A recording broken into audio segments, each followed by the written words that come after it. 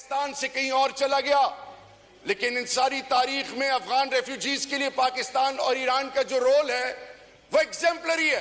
Secretary general UN आया और उसने फिर कश्मीर पर अपना मौकिफ दिया, लेकिन डिप्टी स्पीकर साहब, हु केयर? एक गद्दार 27 दिन उनको लगे। जब मुझे इस्लामाबाद की रोडों पे लोग गले से खींच रहे थे, गालियां दे रहे थे कि तुम क्यों उस तरफ नहीं जाते, मेरे आधे जुमले को तोड़ के मेरे घर, मेरी बीवी, मेरे बच्चे, मेरे खानदान, मेरा बड़ा भाई बाप जैसा 58 दिन मिसिंग पर्सन्स में मेरी मां बहनों की तजलील की गई। फर्स्ट लाइन ऑफ डिफेंस था मैं उनके लिए।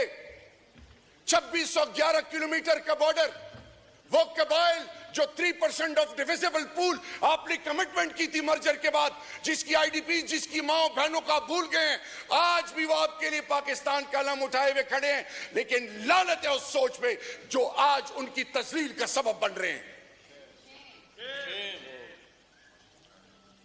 मेरे डिप्टी स्पीकर साहब, आप सैयद हैं, आप सिंध की गैरतमंद धरती से आपका ताल्लुक है।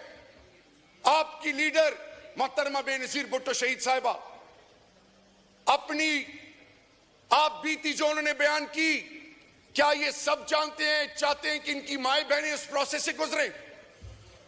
सिविल सुप्रीमेसी का नारा किसने लगाया? चार्टर ऑफ डेमोक्रेसी किसने साइन किया? What was the sole thirst and objective of that? आज आप लोग किधर हैं? आज हमारी माँ बहनों, रेहाना डार मेरी माँ है, अली मोहम्मद खान की माँ मेरी माँ है, उनको अदालतों में, थानों में जिस तरह लाया गया, बुशरा बीबी आपके लिए कुछ भी हो, मेरी लिए माँ है। माँ, इस कौम, आप भी बहन है, लेकिन बहन बनकर दिखाएं। इस कौम को आपने क्या मैसेज दिया कि निकाह के मामले में आप में इतनी सोच तो होनी चाहिए थी, मैं सख्त अल्फाज नहीं इस्तेमाल करता। आने वाली नस्लों को क्या दे रहे हैं आप लोग? पैसे तो बाद में भी कमा लेंगे। और यहां पे एक साहब हैं जिनको मैं अपना बड़ा भाई समझता हूं, जिनके बुजुर्गों, उनको पता ही नहीं है, शायद वो वक्त सऊदी में थे, मेरे उनके घर का आना जाना बचपन से था, सियालकोट से उनका ताल्लुक था, मुस्लिम लीग के पुराने स्टॉलवर्ट्स में थे, और आज उनकी औलाद और उनके साहबजादे के फौज के हवाले से, कौम के हवाले से, मेरे लीडर के हवाले से, ऐवान के हवाले से शर्म और गैरत दिलाने की बातें करते थे। मैं उम्र में बड़े हैं मुझसे, मुझे अपनी तरबियत इजाजत नहीं देती। आज आप लोग कहां पे खड़े हैं? आप इस चीज का इंतजार कर रहे हैं कि फिर इतने अरसे बाद एक दफा फिर जुल्फिकार अली भुट्टो शहीद के बारे में जब ये आज सुप्रीम कोर्ट फैसला करती है, तो आप इस वक्त तक इस इंतजार में कि खुदा ना खास्ता फिर कोई ऐसा मौका है और फिर हाथ रगड़ते रहे। ये मुनाफकत है कि मेरे साथ बैठ के कहें कि आप सही डटे हुए हैं, पीछे हो तो आप एक और सोच अपनाएं। ये मुनाफकत है, ये लानत और पिटकार है, ये उस रब की। और कल यहां एक साहब आए इस कुर्सी पे बैठने के लिए, किसी ने ताली नहीं बजाई, अकेले आया, सर झुका के अकेले चला गया। ये दुनिया आरजी है। गैरतमंद कौमें अपनी कौम की माओ बहनों, बेटियों, माओ बेवाओं, यतीमों, नादारों का माल लूटने वालों को इन कुर्सियों पे नहीं बैठाती, उनको ऐसी इबरत बनाती है कि आने वाली नस्लें पर जुर्रत ना कर सके। ये क्या चल रहा है इस मुल्क में? ये बजट, इस पे फिगर्स मेरी बहन ने कहा कि इतने करब, इतना फलाना ढिमकाना, ये सब they are clueless. User friendly budget का कॉन्सेप्ट ही नहीं है। आपने इस मुल्क के लोगों को एक चीज बावर कराई है इस बजट से कि यू स्टैंड नोवेयर, कीड़े मकोड़े भी तुमसे बेहतर हैं, जियो जिस तरह जीना है, क्योंकि तुम हमारी प्रायोरिटी नहीं हो। हाँ, प्रायोरिटी क्या है? अभी मेरे जबान से एक लफ्ज निकल जाए इनकी लीडरशिप के लिए, ऐसे ऐसे उछलेंगे लेकिन जब पाकिस्तान की धरती मां की इज्जत, पाकिस्तान की यतीम, पाकिस्तान की बेवाएं, पाकिस्तान के वो लोग जिनका वाली वारिस नहीं, उनकी बरकत से जो ये लोग किसी तरीके से ऐवान में पहुंचते हैं, उनके लिए आवाज नहीं इनकी निकलती। डिप्टी स्पीकर साहब, खुदा का वास्ता है, wake up before it's too late. मेरी बेटियां मुझे कहती हैं, बाबा चलो, हर रात मेरे लिए क़यामत की रात होती है। मैंने ऐद किया हुआ अपने लीडर और अपनी धरती मां के साथ, हर बार इस्तेमाल किया ना, हर डिग्री टॉर्चर मुझे दिया। हजरत बिलाल हबशी की जबान से एक चीज निकलती थी, अहद अहद अहद। मेरी टुकड़े टुकड़े कर दे कि आवाज निकलेगी, इमरान खान पाकिस्तान, इमरान खान पाकिस्तान, इमरान खान पाकिस्तान। मैं बुत परस्त नहीं हूं।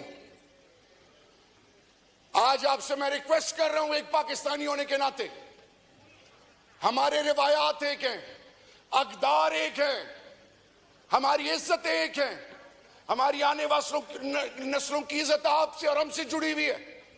इधर से जो चीज बाहर निकलती है उसका इंपैक्ट होता है।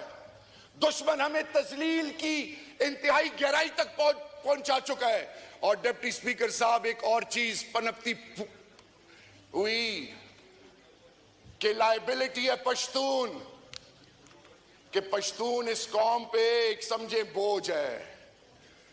बलोच को बुनियादी हकूक पामाल करके बफर जोन की बातें हो रही हैं बलूचिस्तान के हवाले से। डिप्टी स्पीकर साहब, I need your eye to eye contact please. Sindh के बारे में, कराची और इंटीरियर सिंध के बारे में अलग परसेप्शन है, पंजाब के बारे में ग्रेटर पंजाब है। पूरी पाकिस्तान की तमाम इकाइयां डिप्टी स्पीकर साहब वो तस्बीह के दानों की तरह ला इलाहा इल्लल्लाह मुहम्मद रसूलुल्लाह से जुड़ी हुई हैं। जिसने जो कोशिश करनी है करे।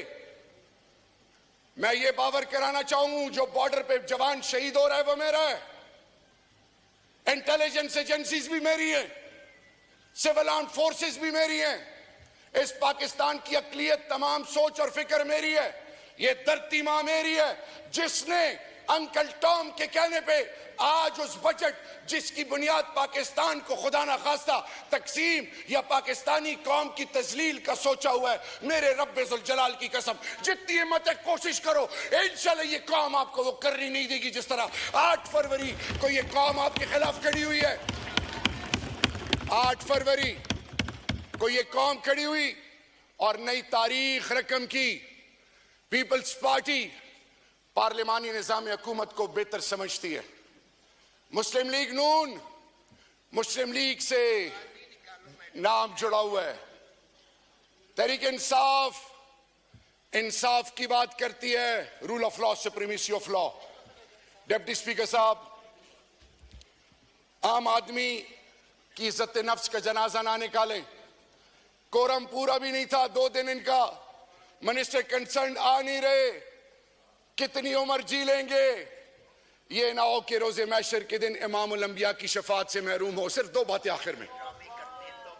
मेरी रिक्वेस्ट है, जो हराम खाएगा, जो हराम और हलाल की तमीज नहीं करेगा, उसका ठिकाना कहाँ होगा? मैं नहीं कहता। और आखिरी बात, इमरान खान हकीकत है, इमरान खान एक सोच है। हमारा काम है इस ऐवान में आके हक और सच बोलना। मैं सिर्फ आखिर में यह कहना चाहूंगा कि वो शख्स जो अंदर 71 साल की उम्र में सिर्फ मेरी तरफ नहीं आपकी तरफ भी देख रहा है, वो अपने लानत भेजते हैं नारों शनारों पे, लेकिन एक मैसेज है, खुदा के लिए कौमों की माओ बहनों बेटियों की इज्जत को पामाल ना करें। खुदा के लिए चादर और चार दीवारी को पामाल ना करें। खुदा के लिए इस पार्लियामान के तकद्दुस का एहसास करें। हक और सच का अलम उठाएं, वरना भीख मांगते रहोगे, ना भीख मिलेगी ना इज्जत मिलेगी।